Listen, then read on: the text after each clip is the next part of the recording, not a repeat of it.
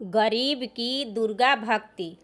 महेश अपनी पत्नी बिमला और बेटी प्रिया के साथ एक छोटे से घर में अपना जीवन यापन कर रहा था।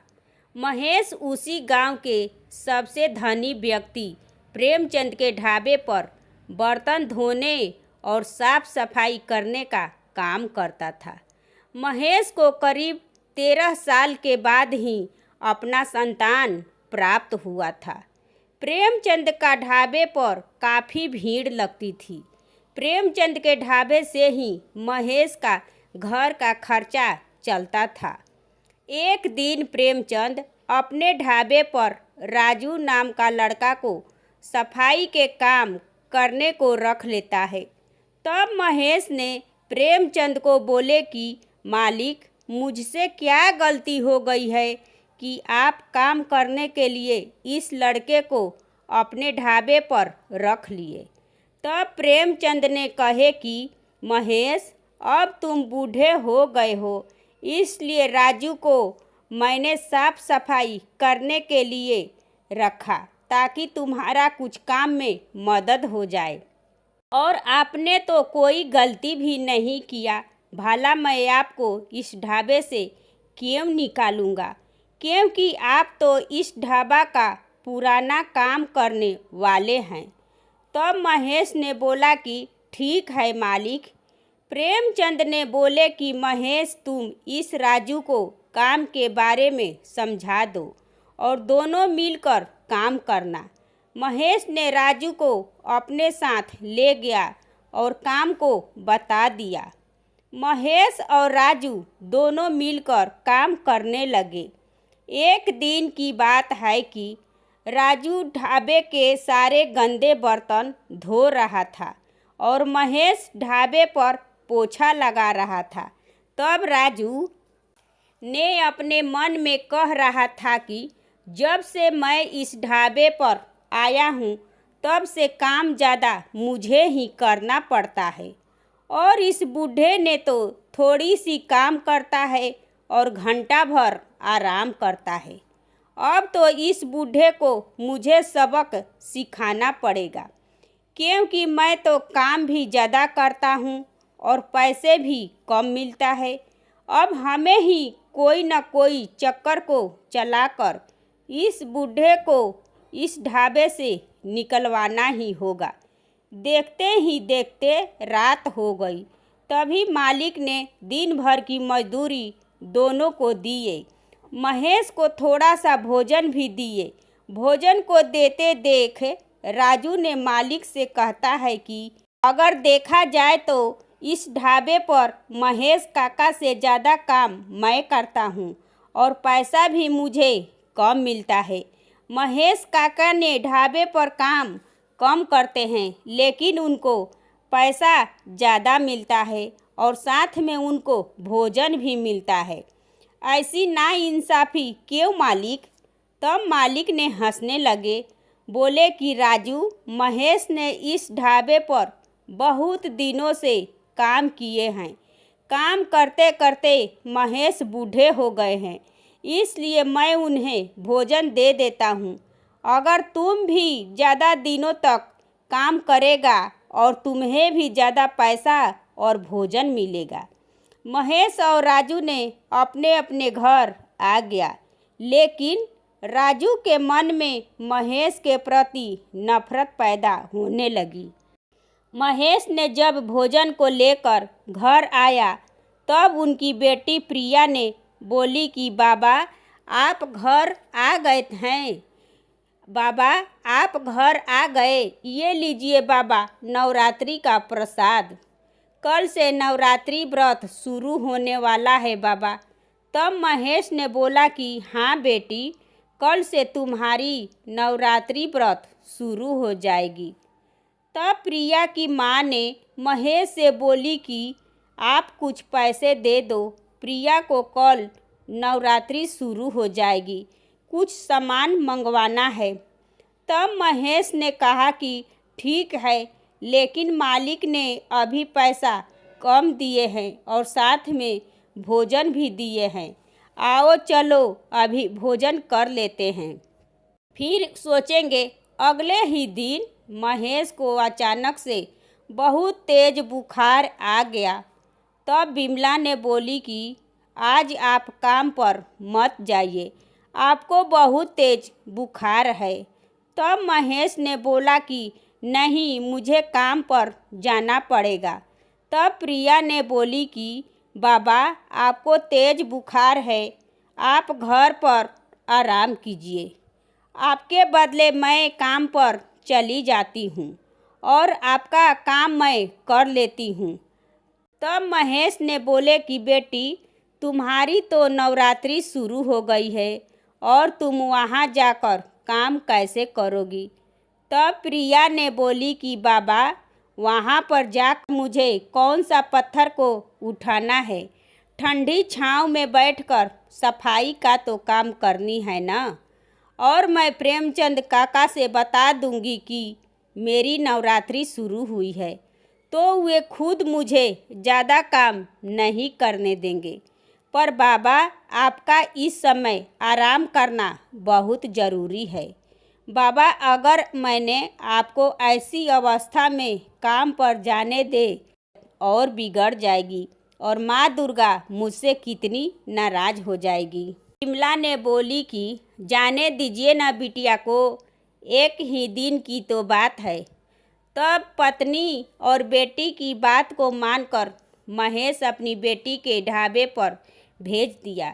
प्रिया ने प्रेमचंद के ढाबे पर काम करने चली गई और प्रिया मालिक और राजू को अपनी सारी बातें बता दी। तब मालिक भी प्रिया की बात को समझकर प्रिया को अपने ढाबे पर काम करने की अनुमति दे दिए। तब प्रिया ने अपनी जगह उस ढाबे पर काम करने लगती है और देखते ही देखते दोपहर हो गया। तब मालिक ने उस राजू से बोला कि राजू, मुझे काम के सिलसिले में बाहर जाना होगा। तब तुम और प्रिया ढाबे पर काम को अच्छे से ग्राहकों को देख रेख करना। मैं थोड़ी देर में शहर से लौट आऊँगा। तब राजू ने बोले कि ठीक है मालिक, आप जाइए। प्रेमचंद अपने ढाबे से काम के सिलसिले में शहर चले गए। तब राजू ने बोला कि महेश काका पर मालिक का पूरा भरोसा था न, आज मैं महेश काका की इज्जत की धज्जियां उड़ा दूंगा। राजू ने प्रिया को बोला कि प्रिया, तुम मालिक के दुकान पर जाकर बैठ जाओ, मैं इधर का काम करता हूँ। प्रिया ने मालिक की दुकान में जाकर बैठ गई। दुकान पर बहुत सारे ग्राहक आए और पैसे भी वहाँ बहुत ज़्यादा था। तब राजू प्रिया के पास गया। तब प्रिया बोली कि राजू भैया, अब आप इस दुकान पर बैठिए, मैं बाथरूम जाकर आती हूँ। प्रिया ने बाथरूम चली गई। तभी राजू ने दुकान से पैसे निकालकर प्रिया के बैग में रख दिया और फिर वहाँ से चला जाता है। तब थोड़ी समय के बाद प्रेमचंद अपने ढाबे पर आ गया। काम करते रात हो गई। तब मालिक ने प्रिया को घर जाने को बोला। प्रिया ने अपनी थैला को लेकर घर आ रही थी। तभी मालिक की नज़र अपनी दुकान के पैसे पर पड़ी। तब मालिक ने राजू पर चिल्लाने लगे। मालिक ने बोला कि राजू, मेरे दुकान से पैसा कहाँ गया? सच सच बताओ, कहीं तुमने तो नहीं चुराया? तब राजू ने बोला कि नहीं मालिक, मैं पैसा नहीं चुराया हूँ, मैं गरीब हूँ पर चोर नहीं हूँ, आप चाहे तो मेरी तलाशी ले लीजिए। मालिक ने राजू की तलाशी ले लिए, लेकिन पैसा नहीं मिला। तब मालिक बोले कि आखिर पैसा कहाँ गया? तब राजू ने बोला कि मालिक, महेश काका की बेटी प्रिया ने पैसे को ली होगी। तब मालिक ने कहे कि नहीं, महेश और उसका परिवार वैसा नहीं है। तब राजू ने कहा कि मालिक, इतने सारे पैसे को देखकर किसी की भी नीयत बिगड़ सकती है और एक बार तलाशी लेने में क्या जाता।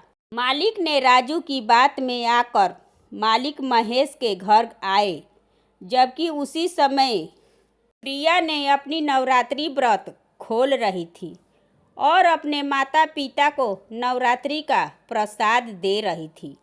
तभी मालिक को देखकर महेश आश्चर्यचकित हो गया।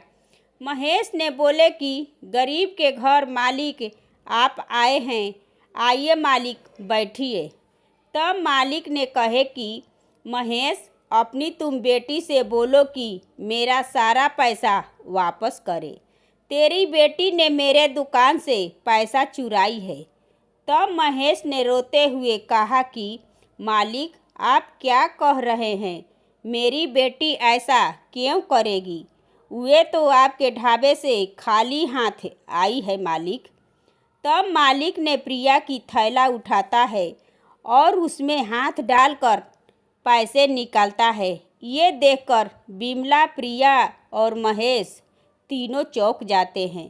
तब प्रिया ने रोते हुए कही कि ये पैसा मेरे थैले में कैसे आए, मुझे नहीं पता। तब मालिक ने बोला कि हर चोर चोरी करने के बाद यही बात बोलता है कि मैं चोरी नहीं की हूँ। तब मालिक ने महेश को धमकाया और बोला कि अब तुम्हें मेरे ढाबे पर आने की कोई ज़रूरत नहीं है। मैं नहीं सोचा था कि तुम्हारी बेटी ऐसी निकलेगी। मैं इसी समय तुम्हें अपने काम से निकाल रहा हूँ। तब महेश ने बोला कि मालिक, मेरी बेटी को क्षमा कर दीजिए, मुझे काम से मत निकालिए मालिक। मालिक ने महेश की बातें नहीं सुनी और उसके घर से चला गया। तभी महेश ने अपनी बेटी प्रिया को पीटने लगा और उसे घर से बाहर निकाल दिया। प्रिया ने रोती रही, गिड़गिड़ाती रही, मगर महेश ने प्रिया की बात नहीं सुने। तब प्रिया ने माँ दुर्गा के पास गई और बोली कि हे जगदम्बे माँ, हे शेरा वाली माँ, हे अम्बे माँ, हे दुर्गे माँ, मैंने पूरी श्रद्धा से नवरात्रि का व्रत रखी हूँ और आपकी पूजा सच्चे मन से की हूँ। अब आप मेरी सहायता कीजिए माँ। मुझ पर चोरी का आरोप लगा है, उसका सच्चाई आप लाइए माँ। कोई चमत्कार कीजिए माँ और मेरे बाबा की इज्जत को बचा लीजिए माँ। अब मैं कन्या पूजन कैसे करूँगी माँ? माता रानी ने प्रिया की बात सुनकर विचलित हो गई। तभी नारद जी ने पास आए और कहे कि नारायण नारायण, देखते हैं माते इस घोर कलयुग का प्रकोप माते। आपके सच्ची भक्ति करने वाली भक्त को उस दुष्ट राजू ने कैसे चोरी के झूठे आरोप में फंसा दिया माते। क्या आप अपनी भक्ति की रक्षा नहीं करेंगी माते? क्या नवरात्रि व्रत रखने के बाद भी प्रिया को इतना दुख भोगना पड़ेगा माते? नहीं, आप ऐसा अपनी भक्त को रक्षा नहीं, आपको अपनी भक्त का रक्षा करनी ही होगी और उस दुष्ट राजू को सबक सिखाना ही होगा। तब दुर्गा माँ ने उस दुष्ट राजू के पास गई। राजू सोया हुआ। दुर्गा माँ बोली, अरे दुष्ट, तूने पैसे चोरी करके प्रिया को फंसाया है। तुम्हें तो कठोर दंड मैं दूंगी। अगर तुम्हें दंड से मुक्ति चाहता है तो दुष्ट तुम जाओ और प्रिया को बता दो कि तुम्हारे थैले में पैसा को मैं रखा हूँ और प्रिया से माफ़ी मांग लो, तभी तुम बच पाएगा।